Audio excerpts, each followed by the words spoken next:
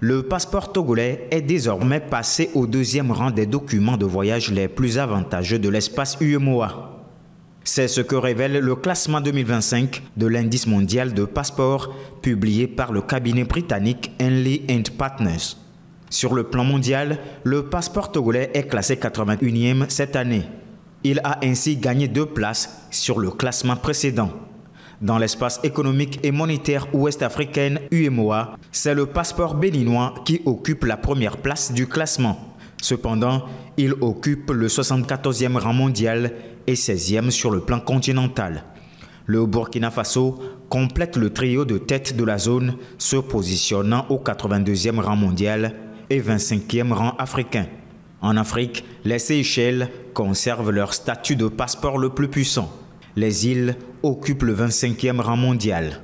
En Afrique de l'Ouest, le Ghana et le Bénin sont leaders et classés 74e rang mondial. À l'échelle mondiale, le classement est dominé par le Singapour. Le passeport singapourien permet aux détenteurs de visiter 195 pays sans visa. Il est suivi du Japon qui garantit à ses citoyens 193 destinations sans visa. Le critère principal de ce classement est le nombre de destinations qu'un passeport peut permettre à son détenteur d'accéder sans visa, avec un visa à l'arrivée ou avec une autorisation de voyage électronique. Ainsi, le passeport togolais garantit l'accès à 61 destinations sans formalité préalable.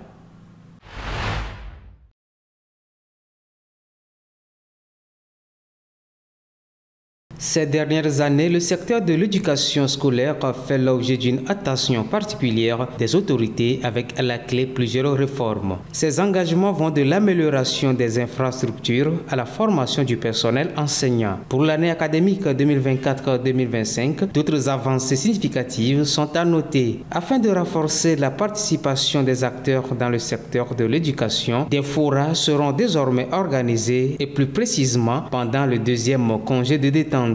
Adressées aux enseignants, aux parents et aux autorités locales, ces assises visent à renforcer la participation de chaque acteur à la vie scolaire et surtout à améliorer la collaboration entre l'école et la famille. Une autre innovation apportée est l'organisation d'un bac de blanc national. Selon les autorités en charge des enseignements primaires et secondaires, l'initiative a pour but d'offrir aux élèves de terminale un entraînement grandeur nature aux épreuves officielles et renforcer les compétences des enseignants en charge des corrections. Aussi faut-il souligner que le pays s'apprête à tourner une page dans l'enseignement de l'allemand avec l'arrivée d'un nouveau manuel scolaire destiné aux élèves du secondaire. Le manuel Ir und Wir, actuellement en usage, sera remplacé par un nouveau intitulé Und jetzt wir. Le but vise à adapter les supports pédagogiques aux réalités socioculturelles africaines. L'intelligence artificielle, IA, continue de se positionner comme un catalyseur majeur de la transformation des entreprises à l'échelle mondiale. En Afrique subsaharienne, cette révolution technologique se fait de plus en plus sentir dans de nombreux secteurs de l'économie, y compris l'agriculture, la santé, l'éducation et les services financiers. Une étude menée par le cabinet PricewaterhouseCoopers révèle que 65% des entreprises utilisant l'IA dans la région ont observé une amélioration de leur situation financière. Ce chiffre témoigne de l'impact croissant de cette technologie dans un environnement économique souvent marqué par des défis structurels. L'IA offre aux entreprises un éventail de possibilités pour optimiser leurs opérations en réduisant les coûts opérationnels grâce à l'autonomisation et en améliorant la prise de décision à travers des analyses de données plus fines. Les entreprises parviennent à accroître leur efficacité et leur rentabilité. Par ailleurs, l'IA permet une meilleure personnalisation des services et une anticipation plus précise des attentes des consommateurs, contribuant ainsi à l'augmentation des revenus.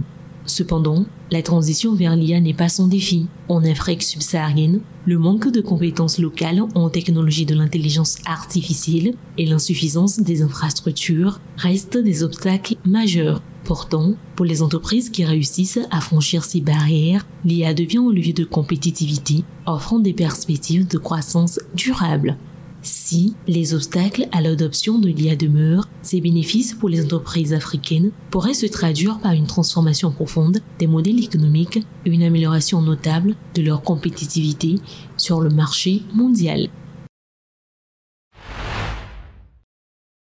Le Togo a connu de 2020 à 2023 une augmentation de 1,2% de son parc de climatiseurs, atteignant près de 1,3 million d'appareils. La question qui se pose ainsi est pourquoi cette hausse? En effet, la chaleur devient de plus en plus difficile à supporter avec le changement climatique et les climatiseurs offrent un confort inestimable. Mais ce confort n'est pas sans conséquences. Les climatiseurs contiennent des réfrigérants très nocifs pour la couche d'ozone et le climat. De plus, la gestion des appareils en fin de vie est souvent chaotique.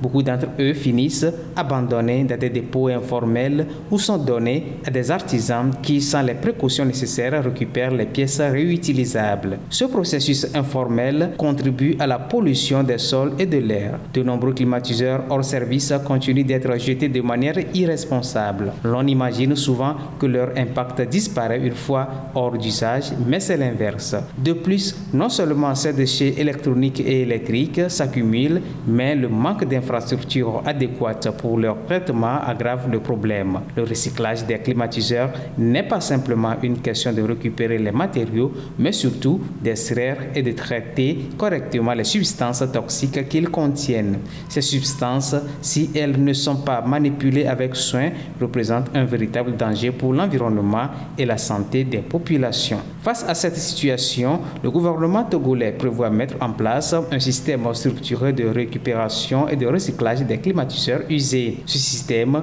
va donc inclure la collecte, le traitement sécurisé des appareils hors usage, l'extraction et le stockage sécurisé des substances toxiques, le recyclage des matériaux métaux et plastiques tout en respectant les normes environnementales.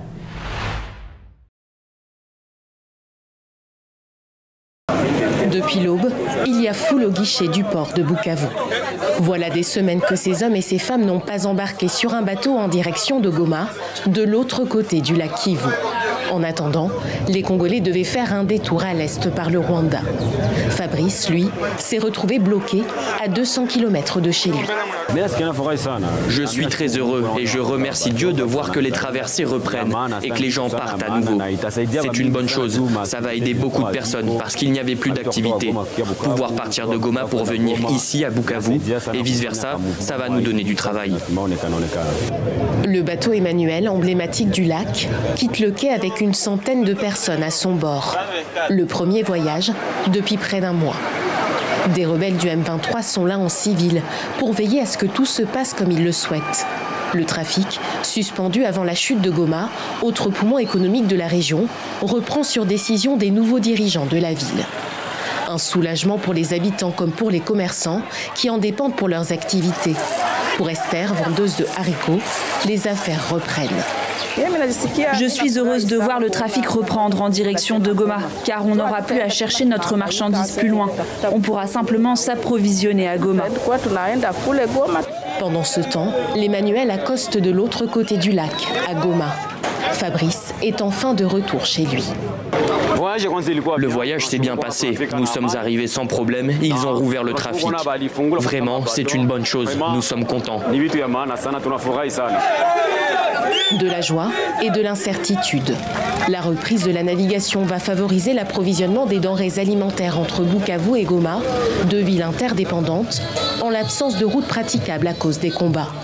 Mais une inconnue demeure, la stabilité politique et sécuritaire autour du lac Kivu, désormais sous le contrôle du M23.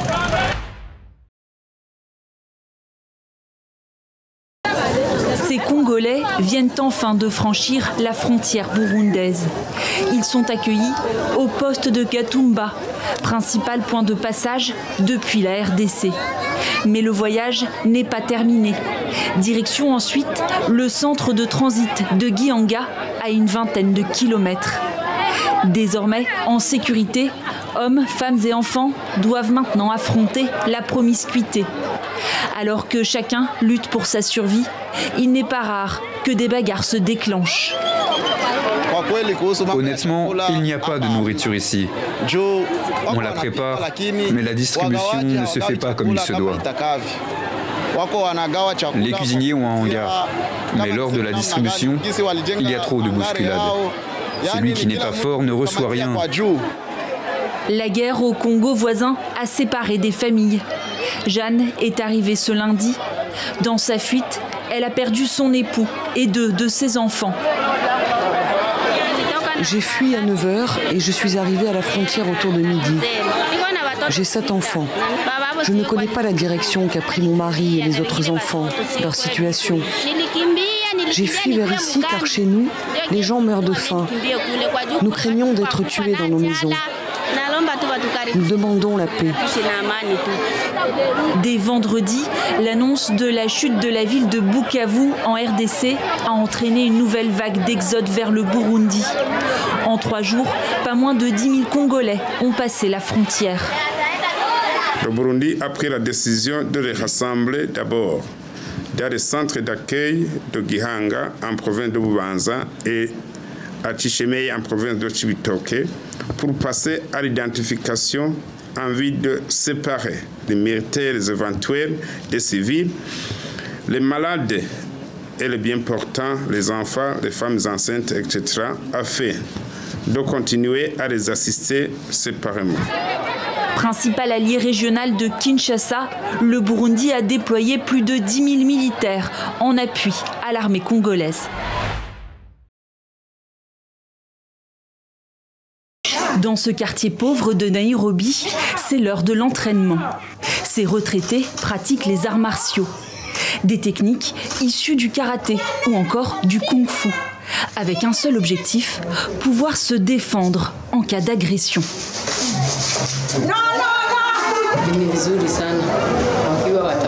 C'est quelque chose qui doit venir des tripes. Celles qui ont la volonté et la motivation pour venir sont les bienvenues. Nous n'obligeons personne. C'est quelque chose qui nous fait vraiment peur de voir une femme se faire tuer. Ce n'est pas une bonne chose. Car dans le district de Korogosho, où les gangs règnent en maître, les violences sexuelles sont un fléau. Les doyennes ne sont pas épargnées.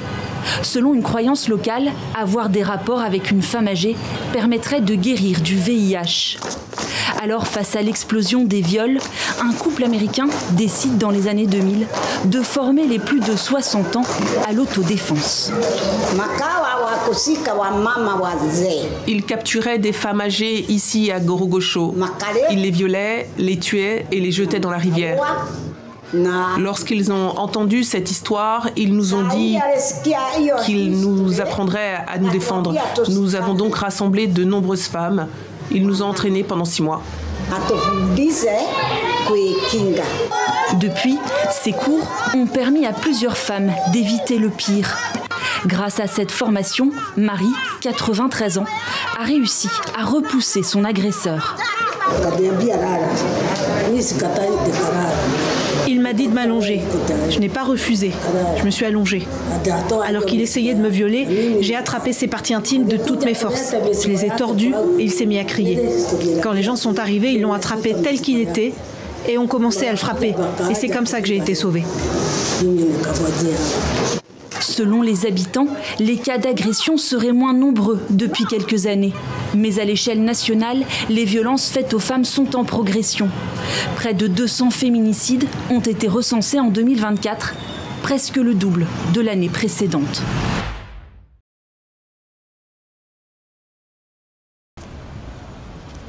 Les autorités sanitaires ougandaises ont annoncé mardi une avancée significative dans la lutte contre l'épidémie d'Ebola. Les 8 derniers patients encore en traitement sont désormais guéris. L'Organisation mondiale de la santé a salué la réponse rapide de l'Ouganda face à cette crise. La seule victime de cette dernière vague épidémique est un infirmier décédé le 30 janvier. Cette maladie ne peut pas être prise à la légère. Certains peuvent en rire. Mais ceux qui en sont atteints savent à quel point c'est difficile, car la maladie se manifeste par étapes. On commence par ressentir des maux de tête, de la fièvre, la température augmente.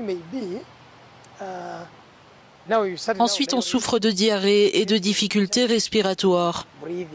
Et lorsque vous atteignez le stade où vous faites une hémorragie, la situation devient bien sûr incontrôlable et nécessite l'intervention des médecins. Cette épidémie a été causée par la souche soudanaise d'Ebola pour laquelle aucun vaccin homologué n'existe encore.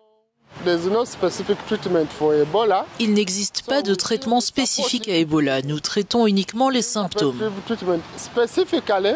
Concrètement, nous soulageons la douleur, réhydratons les patients au fur et à mesure qu'ils perdent des fluides et nous les nourrissons. Les autorités sanitaires ougandaises ont identifié au moins 265 cas contacts à risque depuis l'infection initiale. Parmi eux, 90 personnes ont terminé leur période de quarantaine sous surveillance médicale. Nous avons réussi à mettre tous les cas contacts en quarantaine. Nous avons également réussi à vacciner ces cas contacts de sorte qu'il n'y ait plus de cas suspects à mettre en quarantaine.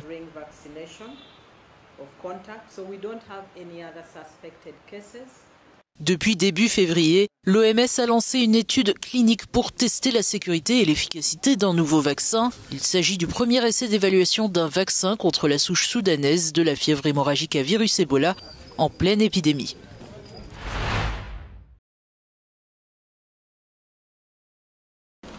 Au Soudan du Sud, les retards fréquents dans la mise en œuvre de l'accord de paix de 2018 font planer l'incertitude sur la transition du pays vers une paix et une démocratie durable. La question d'un retour à l'ordre constitutionnel était au cœur d'un forum organisé par les partis politiques et l'ONU.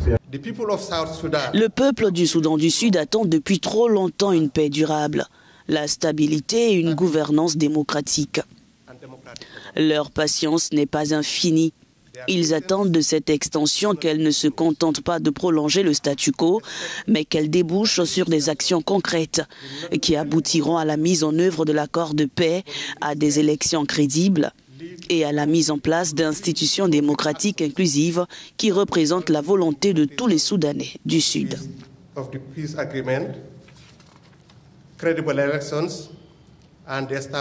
Les participants au forum ont recommandé une série d'actions pour accélérer les efforts visant à concrétiser tous les éléments de l'accord de paix afin que les citoyens du Soudan du Sud puissent avoir l'occasion d'élire leurs propres dirigeants en 2026.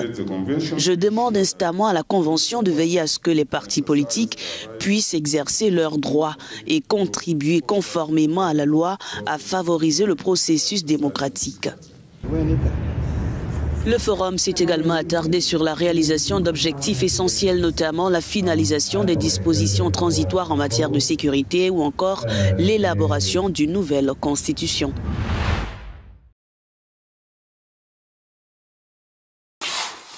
L'Égypte propose un plan de reconstruction de Gaza sans déplacer les Palestiniens en réponse au projet controversé de Donald Trump visant à vider le territoire. Selon le journal Al-Ahram, ce plan prévoit des zones sécurisées où les habitants seraient relogés temporairement, tandis que des entreprises égyptiennes et internationales reconstruiraient les infrastructures. L'Égypte en discute avec des pays européens, l'Arabie saoudite, le Qatar et les Émirats arabes unis. L'objectif, financer cette reconstruction estimée à 30 milliards de dollars. De son côté, Israël exige l'élimination du Hamas avant toute aide internationale. L'Égypte, elle, propose une administration palestinienne neutre et une force de police restructurée. Mais l'avenir de Gaza reste incertain entre discussions sur sa gouvernance et négociations en cours sur un cessez-le-feu durable.